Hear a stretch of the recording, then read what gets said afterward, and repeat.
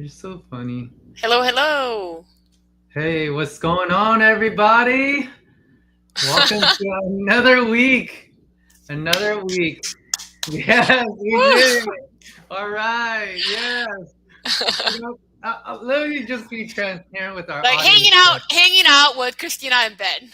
Yes. Welcome, everyone. Welcome, Ben, welcome. your agent, and Christina. We are on this beautiful April 1st. Happy April 1st, by the way. And it's not an April Fool's that No, no, no joking around, we're dude. laughing Only, because only very important information here. yes, we're laughing. Let's just it's because honestly, sometimes when we do these things, like it just feels like it's just a last minute rush. But honestly, I'm really excited to be here with everyone today, including our audience. For all those that are tuning in right now, we have a whole one on my YouTube, so thanks for coming on. But I know we'll have some people jumping on a little bit more. So let's get right into it, Christina. Let me give you the reign of introducing yourself for those that are tuning in for the first time. Go ahead. Sure, sure. Hi, everybody. My name's Christina Park. I'm an estate planning attorney up in the Bay Area. I serve clients up in the Bay Area and in the greater Orange County area down in Southern California as well. So I'm originally from Southern California. I've been living in Bay Area for about 8 years now. My son's 8. I moved up here when he was 1 month old, and he's in second grade now. So it is crazy. Whoa, Yes, that's yes, yes, yes. awesome. So it's been Awesome. great here, and thank you for having me, Ben. All right. And yeah, thank you. And a little about me. My name is Ben Phaychanpheng. I go by Ben, your agent. And I was just sharing with Christina earlier today in the mail, right before this. It's official. I got my legal documents as an LLC, so I'm Yay! super excited. You're But I've legitimately been legit. Yes, it's super legit. No. So, been in business for this is my fifth year. I help with all type of real estate from residential, land, commercial, and investments. So we deal with a lot of clients, and I'm with the Serene team at EXP Realty, and we're doing this weekly. So some of you guys are tuning in on our Facebook, some of you guys are tuning in on our Instagram, and some of you guys are tuning in on on my YouTube channel. So just do us a favor. We'd like to know where you guys are watching from as well. If you guys can drop it in the comments, like where are you guys watching us from? So that'd be great. And if you have not followed us, or obviously you're following us, but if you're watching replay this and you're not following us, please follow us on our social media. And right on the bottom is our Instagram and our social media link, and also the number to Christina's Park Legacy Law Firm's office number. All right, let's kick it off. So we're every week we go over at least two questions about estate planning, and this week, let's go over the first one, Christina. What is estate planning and why is it important? Yeah, I'll start that by sharing a story. This is like maybe about 20 years ago, because I was really young. I was at church, and then in newcomers lounge, like, these newcomers come in, and then, this is an opportunity to like welcome people into church and like talk to people that you don't know, and tell them a little bit about our church, how we do things here. And then one lady walks in, and I was an aspiring attorney at that time. I was like applying to law schools and things like that. And then she comes in and she says, "Yeah, I'm an attorney." And I said, "Oh, okay. So you're a lawyer. What kind of law do you practice? Like, who do you help?" And she said, "Oh, I'm an estates lawyer." I said, "Estates lawyer? Does that mean like real estate? Or does that mean like, what does that mean? Like somebody's like big, like money or whatever?" He said, "Oh, I help clients understand what's going to happen to their things after they pass away and plan ahead." And that kind of like, bing, like that was the first time actually that I've heard of an estates attorney or estate planning attorney. And fast forward to law school, a few years after, and I found that I really, really loved like estate planning and like probate. Probate is a process that people go through if you don't have any estate planning done. The state basically has a default plan for you, which is called a probate process, which is a very long and expensive process. So in order to avoid what's called a probate process, which is the state kind of dissolving all your assets down and then passing it to the people who should receive from you, in order to avoid that probate process, which can cost anywhere between 1 to 4% of your entire asset that you leave behind, what we do ahead of time as a preventative measure is estate planning. So what you do is you write your will and you write your trust and make sure all of your financial accounts are somehow connected to this plan. So if ever you're disabled, incapacitated, cannot say what you want, then what you do is this document is going to be speaking for you on your behalf, saying that this is what Ben wanted. Ben wanted to give his entire estate to his pet. Like something like that. So people will understand clearly what they meant for their assets to go to, who they meant it for to go to. And estate planning is a generic term that encompasses lots of different documents, such as wills, living trusts, and healthcare power of attorney, like healthcare directives, your property power of attorney, which is also called durable power of attorney, and community property agreement. All of those things are small items that belong in this big umbrella of estate planning.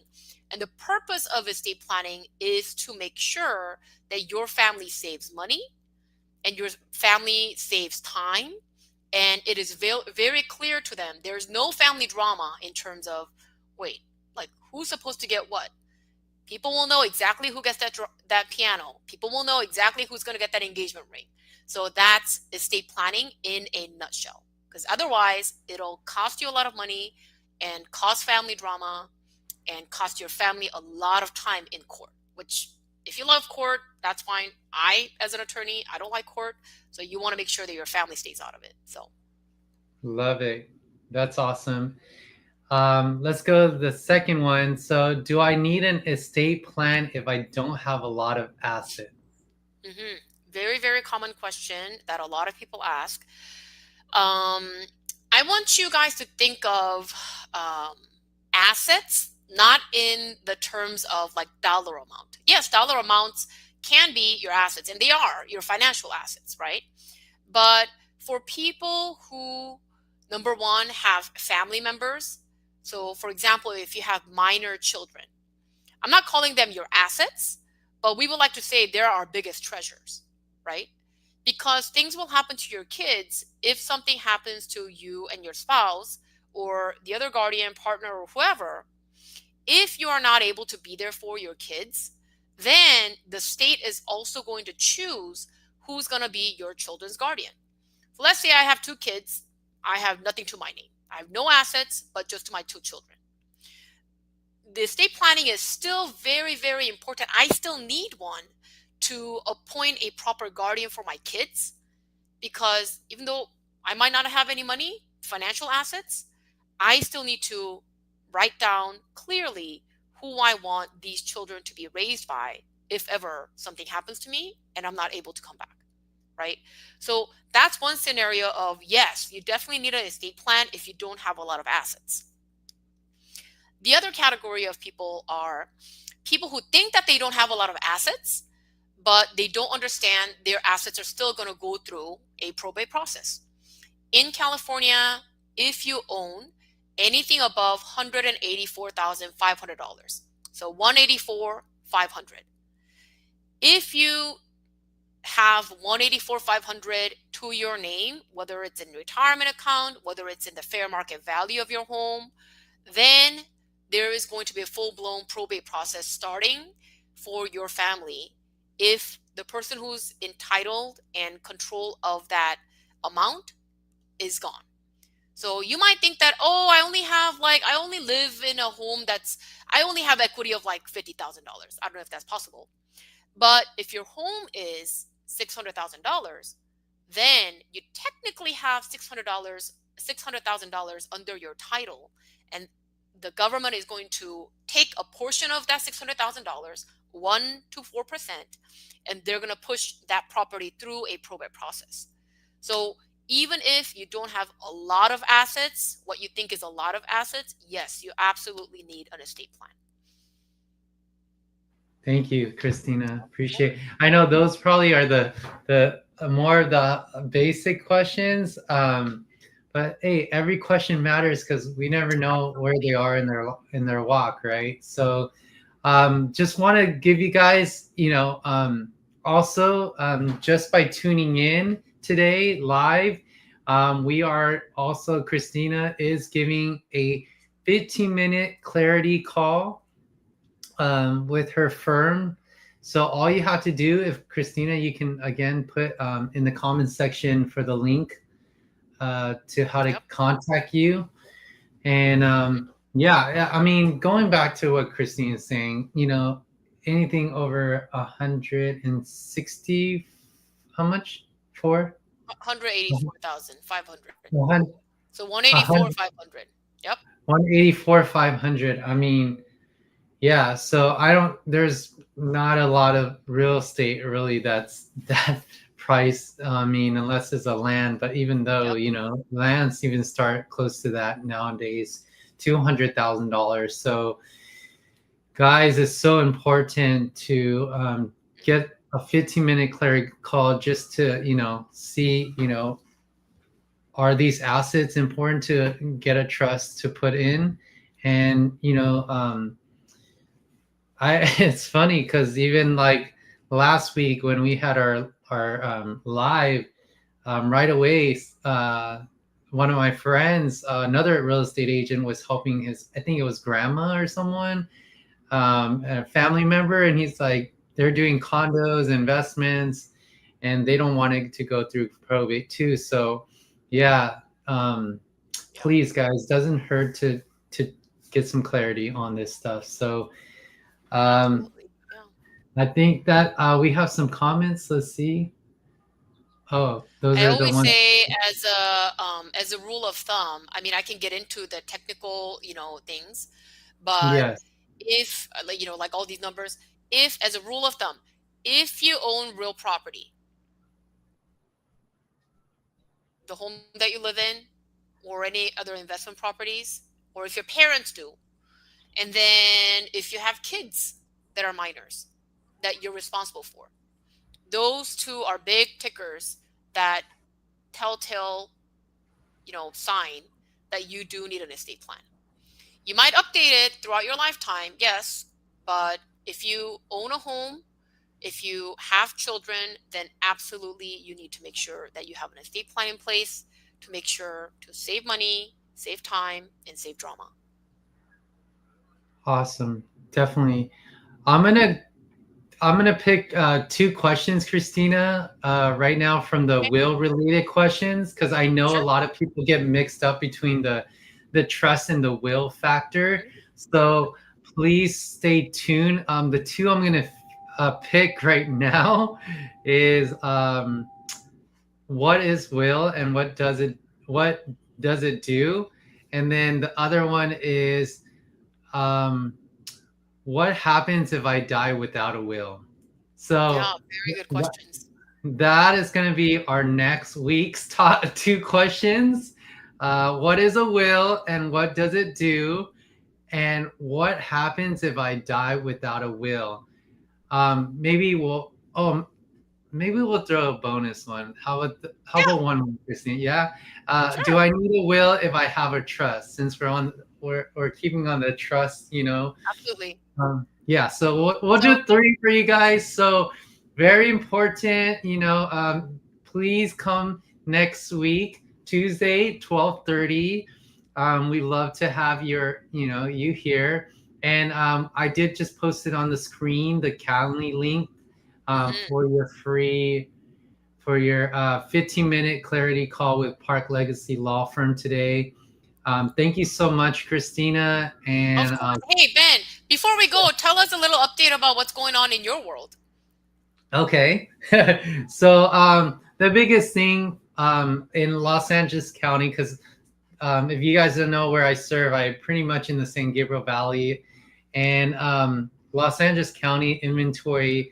Good news for the last, I mean, I think for the last 4 years I've been in real estate, inventory has been really low, which affects, the demand of the, there's so many buyer demands right now. So Yeah. that's great news for buyers. There's more inventory on the market. Another good news is interest rates are hovering around 6.7 around there and hoping to go down soon. Hmm. And then for sellers,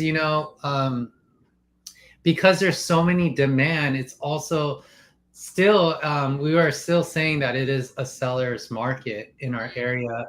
Also, San Francisco too, even your area, Bay Area as well. Yeah. 'Cause, it is springtime. This is the springtime market, so it's the most busiest for real estate.